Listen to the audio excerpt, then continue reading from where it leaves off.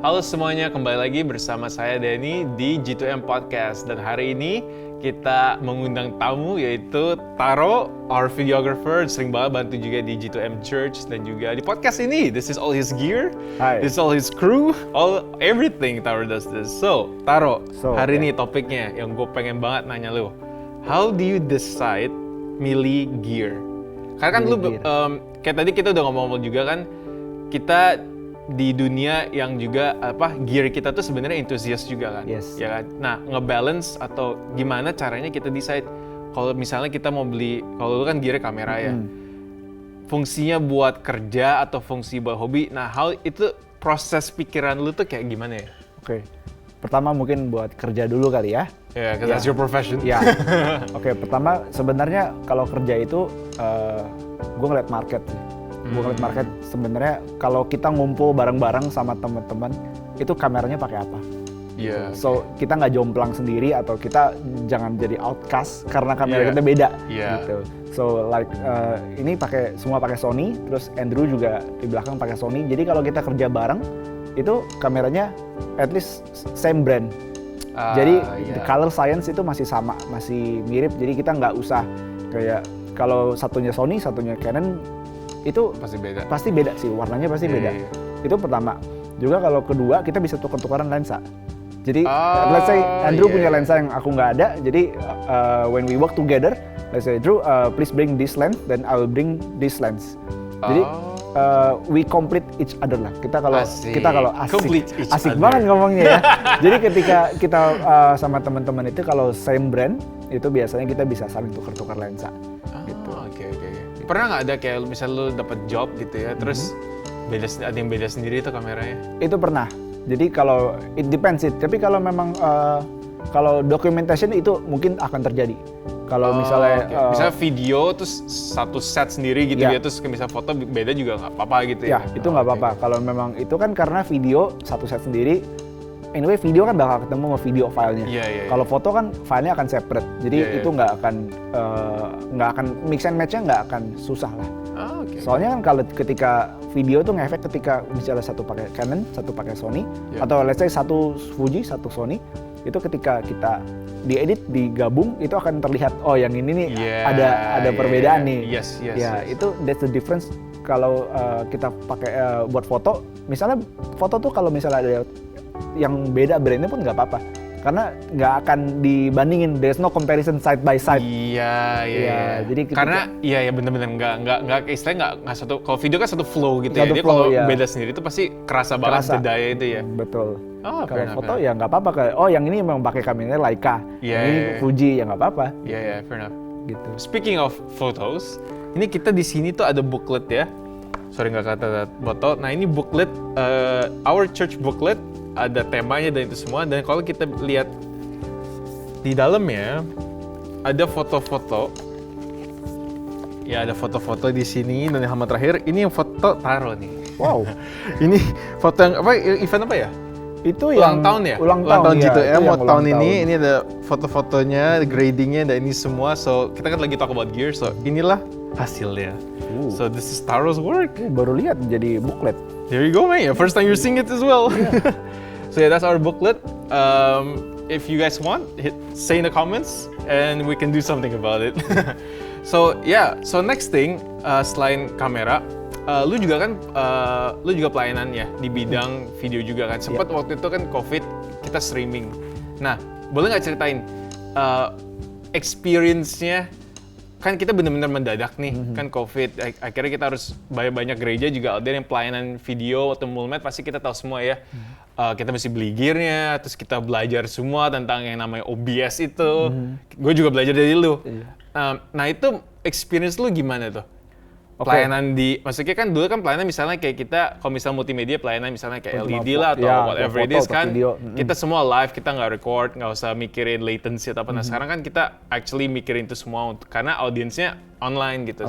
Walk us through the experience coba. Oke, jadi ketika dihadapkan dengan pandemi itu suatu hal yang membuat kita semua belajar hal baru ya. Jadi kalau nggak pandemi juga mungkin kita nggak belajar apa itu live streaming. Gitu. Dan karena live audience sama live streaming itu beda gitu. Ketika kita live audience ya speakernya udah di set, speakernya udah di lokasi, terus misalnya sound systemnya udah di set, ada satu orang yang meng-set. Nah tapi ketika kita mau itu online, viewer di rumah masing-masing itu semua menggunakan equipment yang berbeda. Nah itu yang membuat satu masalah lagi karena apa yang kita udah denger di live di tempat itu hasilnya akan beda. Itu hasilnya akan beda. Itu beda banget. Jadi ketika kita mau mengirim audionya live itu harus kita setting ulang. Dan yang lebih ribet adalah audio karena audio itu karena ada orang yang pakai speaker, ada yang pakai TV, ada yang pakai headphone dan itu semua beda-beda. Gitu. Jadi memang kita agak susah kalau untuk general audience kita untuk mixing surround itu mungkin effortnya nggak sampai situ. Palingan kita mixing stereo atau mono. Yang penting di mana vokal itu lebih depan dibanding supporting kayak keyboard and drums gitu, itu harus lebih kecil gitu. Apalagi biasanya itu kalau supporting misalnya instrumennya lebih gede itu akan menutup yang lain. Dan biasanya kita cuma pakai 2 channel, which is stereo, itu outputnya udah harus di mixing ulang. Jadi nggak bisa tuh kalau dari live kita langsung colok, itu pasti hasilnya beda. Antara biasanya instrumennya kegedean atau musiknya kegedean gitu. Balik lagi situ kayak lu bilang apa vokal gitu atau yang apa, ya pokoknya megang mic itu selalu di depannya everybody else. Nah, why? Gitu loh maksudnya. Ada specific goal kah? Jadi for general audience itu memang patokan mereka tuh rata-rata vokal. Apakah suaranya kedengaran atau enggak? Nah jadi biasanya kalau suaranya nggak kedengaran, mereka tuh akan komplain. Ini suaranya yang ini kegedean nih gitu. Jadi memang for general audience lebih penting vokal karena speaker mereka juga mungkin nggak sebagus speaker yang ada di live set ya, mungkin cuma speaker TV yang mungkin hanya 10 watts gitu ya. HP. Jadi kan karena vokal itu kan mid ya, di antara mid ya. Jadi kan the most yang outputnya paling gede itu kan di antara frekuensi mid. Makanya kayak vokalis itu harus lebih kencang dibanding instrumen yang lainnya kalau untuk live. How about kalau misalnya sermon time? Sermon time kan biasanya cuma one microphone ya. Ya itu sangat ini yang penting nggak peak, suaranya nggak klip. Karena kan biasanya agak dynamic benar. Itu yang penting kita jaga biar nggak klip aja. Nah sekarang udah balik lagi normal nih. So gimana? What do you think about dari yang kita mendadak kita harus bisa live streaming, harus belajar ini belajar itu, actually kita kerja double, right? Kalau udah rekaman kayak gitu, gue juga ngamen di audio itu, ya we do more gitu kan, dibanding kalau kita do everything live gitu. Nah sekarang udah balik lagi nih. Nah, what are lo ada kayak misalnya kayak lessons lah atau tips that you can give us, kayak what stuff you learn during that process? The one thing we have to know is that kita nggak bisa menyenangkan semua orang. Itu mau sebagus apa kita effort kita, mau kita udah berikan yang terbaik, itu pasti ada yang merasa kurang dari kita, dari pelayanan kita atau dari apapun yang service yang kita berikan, pasti ada yang kurang. Pasti ada aja yang komplain, kok ininya begini, kok ininya kurang begini, ya itu nggak apa-apa, itu pembelajaran kita untuk kita menerima kritik, menerima komentar, agar kita juga bisa lebih baik lagi ke depannya semua gitu. That's good, that's nicely put, yeah. Karena gue juga di dalam pengalaman gue, ya apalagi di musik, apalagi kalau kita lagi mimpin ya.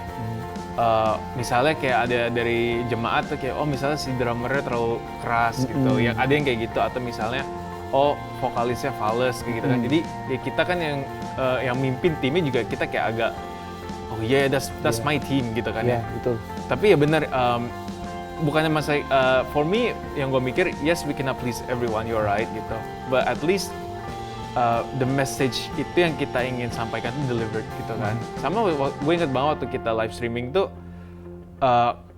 si speakernya keputus-putus, itu sering banget. Dan kemarin juga kita baru ada equipping, terus kita coba live streaming juga kan, itu keputus-putus terus gitu, dan nggak nyaman buat yang dengar. Akhirnya ya mau nggak mau kita harus luckily ya kita record juga on the spot yang jelas ya. Akhirnya kita bisa kasih ke jemaat juga kan.